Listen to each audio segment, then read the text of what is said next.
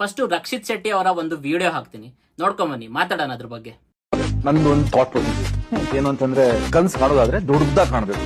ಯಾಕಂದ್ರೆ ಮನುಷ್ಯನಿಂದ ಸಾಧ್ಯ ಆಗ್ತಿರೋದು ಯಾವುದೂ ಇಲ್ಲ. ಬೇರೆ ಯಾವುದೇ ಸಾಧನೆ ಮಾಡಿದ್ರು ಒಬ್ಬ ಮನುಷ್ಯನೇ ಮಾಡಿದಾನೆ, ಅವ್ನ ಕೈಯಲ್ಲಿ ಮಾಡಕ್ಕಾದ್ರೆ ನನ್ನ ಕೈಯಲ್ಲಿ ಯಾಕೆ ಮಾಡಕ್ಕಾಗಲ್ಲ ಅನ್ನೋ ಒಂದು thought process. So Rakshit Shetty ಅವ್ರು ಹೇಳ್ತಿರೋ ಮಾತು ನಿಜ ಅಲ್ವಾ? ಅಂದ್ರೆ ಈ ಪ್ರಪಂಚದಲ್ಲಿ ಯಾವುದೇ ವ್ಯಕ್ತಿ ಏನೇ ಸಾಧನೆ ಮಾಡಿದ್ರು ಅದು ಒಬ್ಬ ವ್ಯಕ್ತಿನೇ ಮಾಡಿರ್ತಾನಲ್ವಾ, ಅಂದ್ರೆ ಒಬ್ಬ ಮನುಷ್ಯನೇ ಮಾಡಿರ್ತಾನಲ್ವಾ.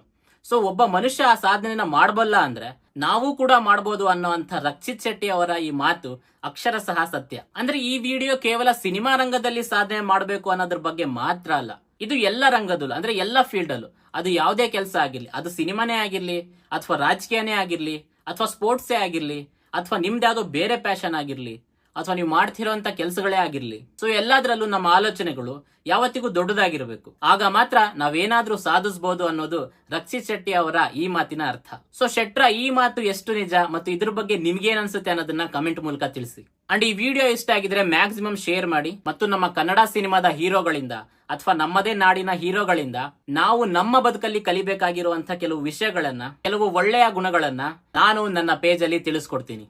ಸೊ ನನ್ನ ಪೇಜ್ ಅನ್ನ ಫಾಲೋ ಮಾಡ್ಕೊಂಡು ಸಪೋರ್ಟ್ ಮಾಡೋದನ್ನ ಮಾತ್ರ ಮರಿಬೇಡಿ ಅಂತ ಹೇಳ್ತಾ ಥ್ಯಾಂಕ್ ಯು.